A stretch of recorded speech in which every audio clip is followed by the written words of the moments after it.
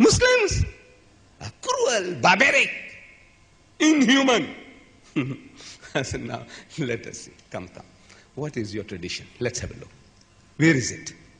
It's in your book. Where? In what you call the Holy Bible. Here. Judeo-Christian is here.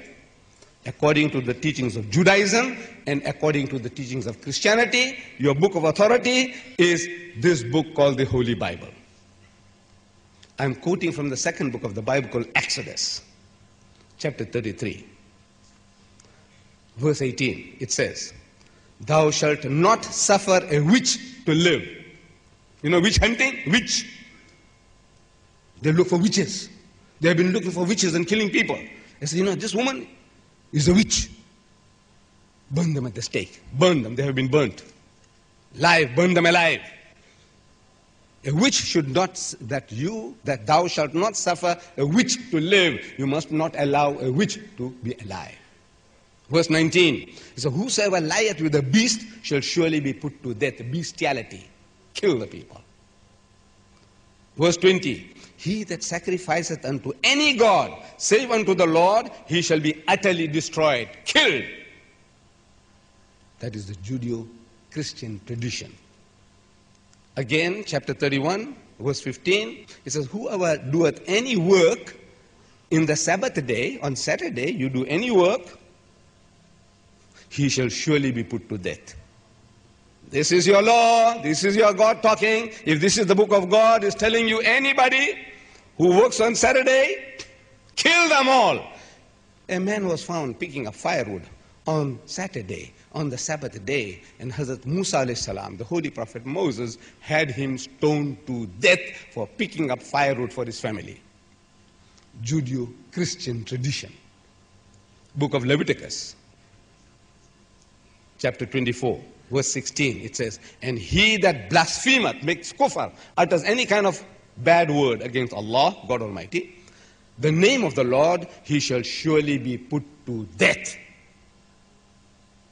So this, you see, but this is old-fashioned. You see, Christ came to do away with all that. Did he? He said, "I think not that I am come to destroy the law of the prophets. I am come not to destroy, but to fulfill." And fulfill doesn't mean to take out, it means to put in. And he put in beautifully. Jesus Christ.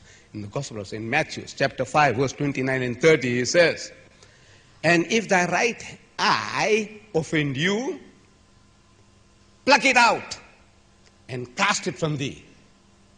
This eye of yours, making you to lust after women, seeing things and making you to desire for them, is going to lead you to perdition, lead you to hell.